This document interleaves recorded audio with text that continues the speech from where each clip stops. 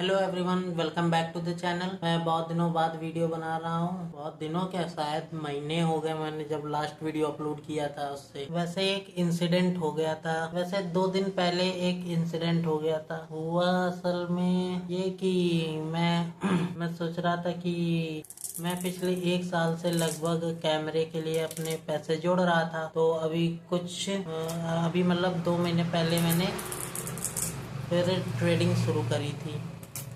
मतलब छोटे छोटे अमाउंट से ट्रेड करना शुरू करा था। अब उसमें दिक्कत ये हुई कि अभी तक तो मैंने अच्छा खासा अमाउंट कैमरे के लिए जोड़ लिया था। लगभग 40,000 के आसपास मैंने थोड़ा थोड़ा करके छोटे छोटे ट्रेड्स लेके ऐसे मतलब प्रॉफिट जोड़ लिया था। मैं जैसे भी इसमें थोड़ा बहुत भी प्रॉफिट करता 500,000 रुपए, तो मैं उसे अलग निकाल लेता था कि मतलब बैंक से निकाल लेता था। तो अभी हुआ ये कि उसमें 20,000 रुपए रह गए थे, कम पड़ रहे थे कैमरे के लिए। तो मैंने सोचा कि जल्दी से ये कंप्लीट कर लेते हैं। इस चक्कर में मैंने एक तो कि 20,000 जल्दी से मैं जमा कर लूं, इस चक्कर में मैंने एक कुछ ज्यादा ही रिस्की ट्रेड ले ली। और मतलब ट्रेड रिस्की क्या, रिस्की तो सभी ट्रेड होती है, पर मैंने इसमें स्टॉप लॉस नहीं लगाया था। मुझे लगा था ये नीचे जाएगा, मैं इसे एवरेज डाउन कर लूंगा और फिर प्रॉफिट में तो आ ही जाएगा। ऐसे करते करते मैंने 4-5 बार शायद एवरेज डाउन किया और वो पूरा मनी वाइप आउट हो गया, लिक्विडेट हो गया। कल लिक्विडेशन आप लोगों को पता होगा कि जब आप मार्जिन पे कोई चीज लेते हैं तो जब तक आपका मार्जिन रहता है तब तक आपकी ट्रेड रहती है, और जब आपका मार्जिन जिस प्राइस पे खत्म होने लगता है उस प्राइस पे आपकी पोजीशन लिक्विडेट हो जाती है। तो यही हुआ। और हाँ, ट्रेडिंग की अगर बात करें तो मैं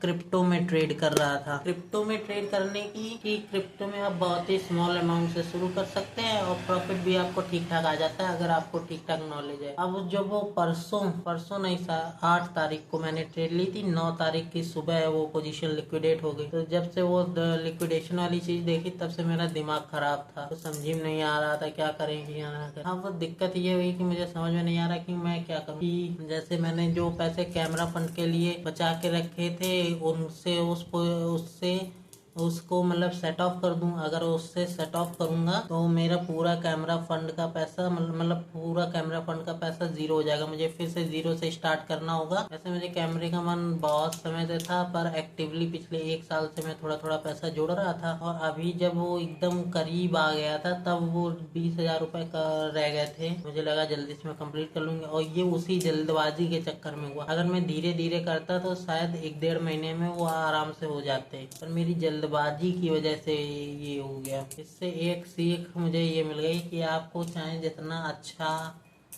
आता हो, चाहे आपको कितना ही कॉन्फिडेंस क्यों ना हो अपनी ट्रेड पे, उसमें स्टॉप लॉस हमेशा लगाना चाहिए। तो ये वीडियो मैंने सोचा ये मैं उसी लिए रिकॉर्ड कर लूं कि फ्यूचर में ये गलती मुझसे ना हो और मुझे याद रहे ये गलती कि कैसे जल्दबाजी के चक्कर में एसएल ना लगाने, जल्दी से प्रॉफिट लेने के चक्कर में एसएल ना लगाने की वजह से आपकी पूरा ट्रेडिंग कैपिटल भी वाइप आउट हो सकती है। अगर मैं कैमरे फंड से उस ट्रेडिंग कैपिटल को सेट ऑफ करूंगा तो फिर मुझे फिर से जीरो से कैमरा फंड के लिए पैसे जोड़ने पड़ेंगे। और मैं वही सोच रहा था कि क्या करूं, कैसे करूं।